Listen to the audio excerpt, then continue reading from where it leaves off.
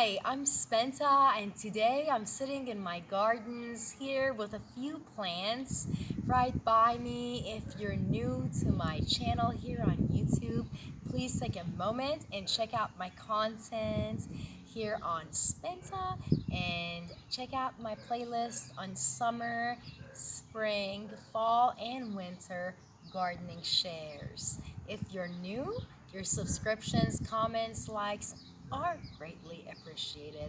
Many thanks for joining in, and a big shout out to my members and my super chatters here on YouTube who make it amazing and who make it a wonderful experience to be here on YouTube. And I'm very thankful for your support on my journey. So, a big shout out to all my members. And now I would like to discuss a little bit about my plants in this video today. I'm going to discuss a little bit of perennial gardening is what I have behind me. Over here I have BlackEyed Susan and some borage and iris on the other side, some chocolate mint. A radish that I planted from seed, it will be an annual. However, I'm letting some go and therefore they will continue to grow throughout the season for me. I live in USDA Zone 7.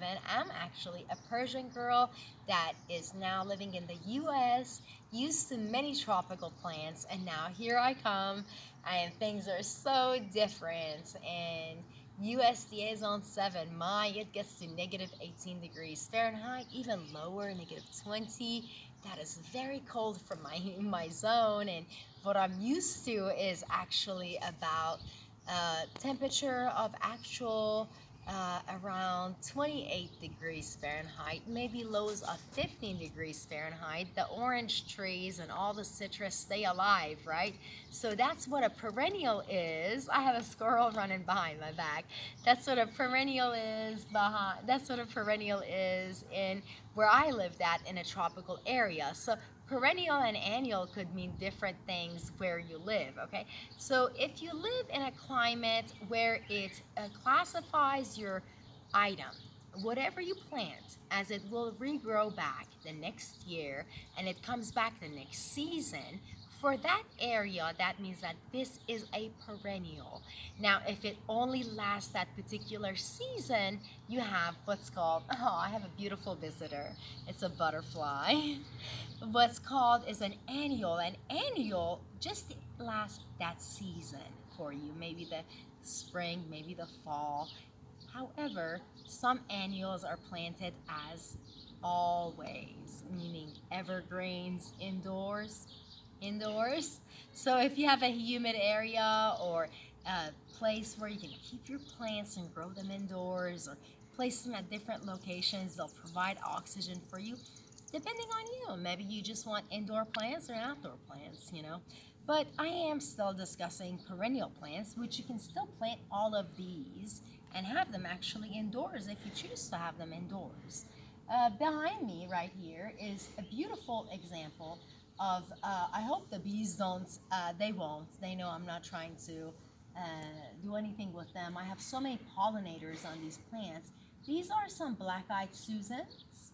BlackEyed Susans are beautiful flowers, and I love them because they're perennial. They're gorgeous. Oh my gosh. And you can just tell why they're called BlackEyed Susans. See that if you look at them, the coloration of yellow, and right there, the circular hemisphere of this center right here. It's just too gorgeous for this flower. Love botanical items. And over here I have borage, and borage is edible and it actually helps through so many problems, and actually helps with PMS, and actually helps with a lot of menstrual cramps, and lots of people go through menopause. This can be a very good plant for you. It also actually is a diuretic, so it depends. It's a diuretic that it also helps with relaxation, anxiety, and depression. All can be eaten, including the flowers right here, and it actually tastes just like cucumber if I ate one. The whole thing to me tastes like cucumber. Roots and leaves are edible, fresh. And also my mint right here, this particular mint is an orange mint that's growing here. I also have spearmint. I have lots of different varieties of mint, and I tell you what, my favorite mint is probably the chocolate mint up front, and my spearmint and peppermint are doing a pretty good job at going wild. This orange mint is the most delicious and aromatic types of, oh my gosh, herbs. This is my savory. I grow herbs all over the place, and also my herbs of choice are oregano, mint, lavender, rosemary, parsley, also chives. So those with savory, winter savory, along with sage, will last for you. So you want to make sure you have those planted. If you don't have rue, rue will come back for you each year. Rue is a really good plant. And also I plant along the side, I plant spinach, Swiss chards, and I also plant bok choy and kale because I like to add those to my salad. I also grow romaine lettuce all year round. So see, I have perennial gardens, and I'm sitting here next to some perennials that I'm sharing with you that is a real pollinators. These are what the pollinators are for my gardens. And to be honest with you, if I didn't have them, I wouldn't have beautiful gardens. So a long time ago, I was growing gardens, and I noticed that, just being in the botanicals and landscaping business, just noticing that it doesn't pollinate as much, or maybe there are more leaves, maybe there are more, not so many leaves and this. And I noticed, well, we could change how many leaves and how many produce we have on each plant by actually changing the levels of phosphates in the plants, different levels of nitrogen in the plants, and we will get different types of growth.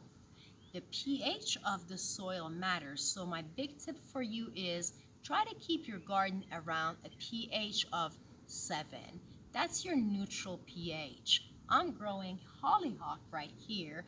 This is my mid-pink variety, and they are so gorgeous. Grow best in the sun.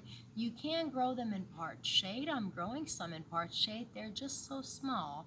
So just expect to get less if you're not planting the plant that you're supposed to where it's expected to be planted. For example, this right here, BlackEyed Susan, Borage, mint, and hollyhock grow best, and so does my pepper plants, and they grow best in a sunny location. So place your plants, if they're asked for, in a sunny location. And if they're asked for a location that is part shade, part sun, keep that in mind. Going to your local nursery is a great help. I highly recommend you growing hollyhock and BlackEyed Susan. They're hardy plants and they're perennials for USDA Zone 7. They'll come back. That means that if you're growing in 8, 9, this is a perennial plant for you. It's always coming back, and it could actually not die. So see, keep that stuff in mind when you're planting. Now, perennials are what I favor.